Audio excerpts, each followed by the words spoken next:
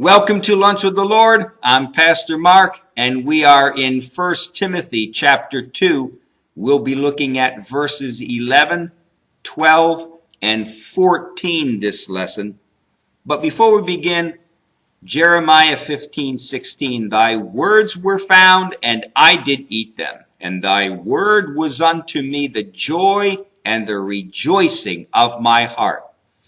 Now, as we saw last lesson, we looked at verses 11 through 15 as a whole, that women, dealing with women in the church and the position of women in the church, and dealing with that women can teach children, they can lead women's Bible studies, but dealing with usurping authority over the men or teaching men, we saw that according to verses 13 and 14 that we believe God does not allow it to happen. God doesn't want that to happen because of the way of the authority that God has put the man over the woman.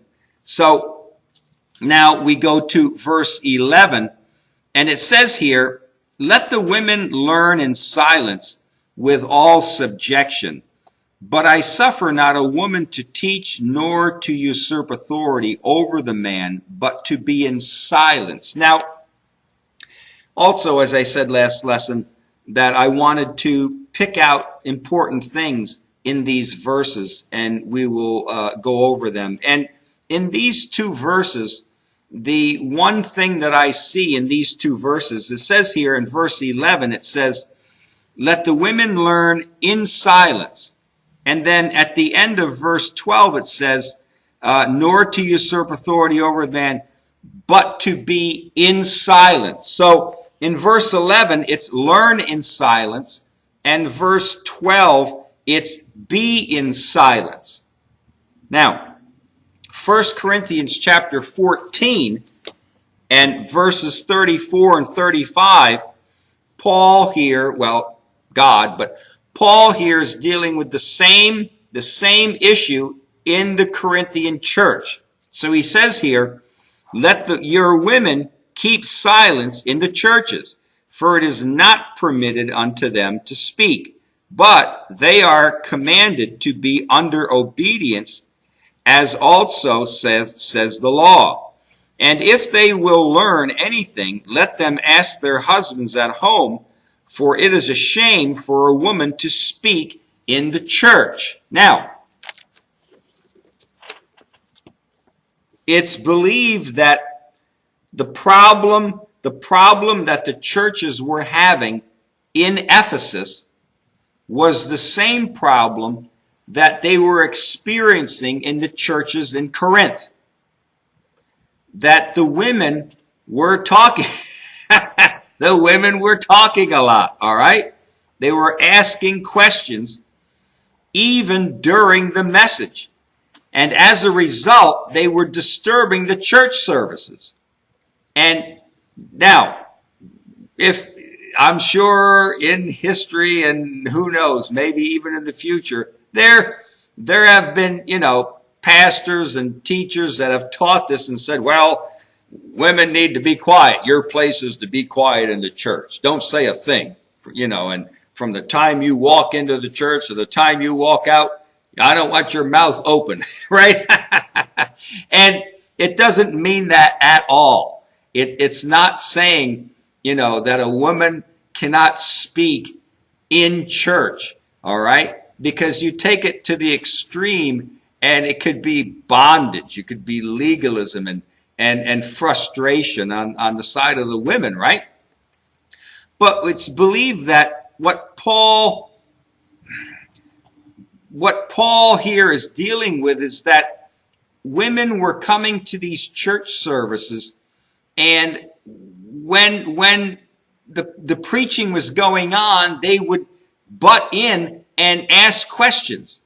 All right. Now you may say, well, men do that too. That's true. I've been in Bible studies where, men just all of a sudden blurt out a question but it can be open for anybody, men or women. And but generally speaking, today, in the world that we live today, and the way churches go and Bible studies, there's a general idea that you don't speak when the preacher's speaking. Okay, you don't ask questions, you don't do things. It's viewed upon by people that you just don't do those things. All right, even in a Bible study, unless the leader of the Bible study says, feel free to ask a question anytime you want. Unless they say that it's generally known today in our society that when a person speaks, when a Bible study or preacher preaches, you be quiet till he's done. All right? Now, back then, it wasn't that way so much. It wasn't, again, we have to change our mentality. It wasn't that way so much in Bible studies, in churches then. And there was more of a freedom, more of a mentality that I can ask a question when I have a question. So this is the problem.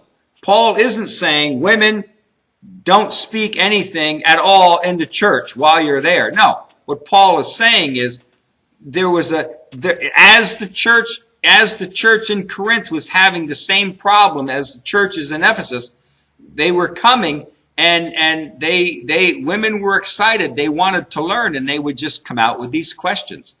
And I've been in Bible studies many times where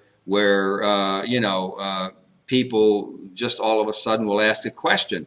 And I've taught for 30 years or so. I've taught Bible studies and preached messages, and once in a while you have somebody come in and they'll all of a sudden ask you a question in the middle of your message.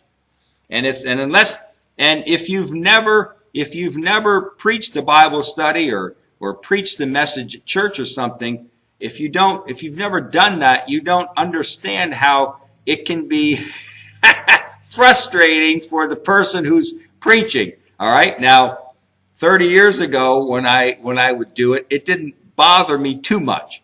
I could get away with it, and I could handle it okay. But now I'm getting older, and I lose my train of thought sometimes, and so I don't appreciate it when people ask questions in the middle of a message. I want to finish it first, then we'll have time to ask questions after. And so that's what the problem really was there. And Paul isn't saying that women can't talk at all the moment that they enter into the church or to the time that they leave. But Paul is saying, stop talking during the services. And if you have questions, ask your husbands at home. Ask your husbands at home. If you have a question, you can ask your husband at home. But don't be interrupting the service by questions or saying that, what did he say? What did he mean by that?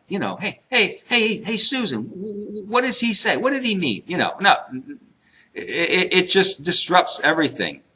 And so that's what he's saying here. Now we turn to verse 14. And it says here, verse 14, and Adam was not deceived, but the woman being deceived was in the transgression. Now, reading verse 14, it would seem that sin is all Eve's fault, and it began with her. Now, Paul in Romans chapter 5, verses 12 through 21, Paul and God through Paul teaches that it was Adam who sinned by disobeying God's command. Eve is not mentioned in Romans 5 at all. It's all Adam, all right? Remember, in Genesis chapter 2 and verse 17, God gave the command not to eat of the tree of the knowledge of good and evil. He gave it to Adam when? before Eve was ever created. So God told Adam, do not eat of that tree. And then, after he told him that, sometime after, God created Eve and gave Eve to Adam. All right? Now, according to Eve's response to Satan, after sin had, when Satan came to Eve and was tempting her to eat of that tree, according to Eve's response to Satan, Adam did communicate God's command to Eve. All right? So Adam did tell Eve, after she was created, what God said. But, because God established Adam as the head of the home, then what Eve did was accounted unto Adam. Adam was ultimately responsible. All right? So, there's a lot of different interpretations and viewpoints out there, and it can get a bit confusing trying to figure all of this out. Who sinned first? Okay, was it Adam? Was it Eve? Was it, did Adam actually eat the apple first, or did Eve eat the apple first? Did Eve eat it and then give it to Adam? Did Adam eat whatever? It's like it's all. You can get all under bondage and under mental strain trying to figure this stuff out. But the fact of the matter is that neither you nor I were actually there. We don't know. All right? We only know what God has told us here in His Word. Now, so we don't know. We weren't there. But there is one thing. The only thing that's important to us today is that we all have a sinful nature that's been passed down to us from Adam and Eve, and that there is only one way to deal with this sinful nature, and that's by coming to Christ by faith, who crucified our old sin nature on the cross, right? And makes available a new life to all who come to Him. So, it's not, don't read that verse and say, I have to know. I got to know. What happened? Was it Adam first or Eve? How did this go down? I need to know. God, can you show me the video clip of that, right? It's not going to happen. It's not important. It's not important the name of Cain's wife or where she came from.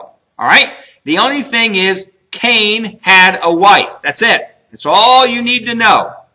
Well, I have to know more than that. I got to know what her name is, everything. What color of her hair was, all that stuff. No, you don't. God didn't tell us. We weren't there at Adam and Eve when sin actually happened. All right? But what is important to us today is that today, every one of us has an old sin nature. And that the only way to deal with that old sin nature is to come to the cross and humble ourselves and to be cleansed by the blood of Christ and have Jesus Christ. Jesus Christ crucified the old sin nature, right? Took it out of the way. And so that's the only thing we have to deal with today. We don't have to, get all uptight about things God hasn't told us about.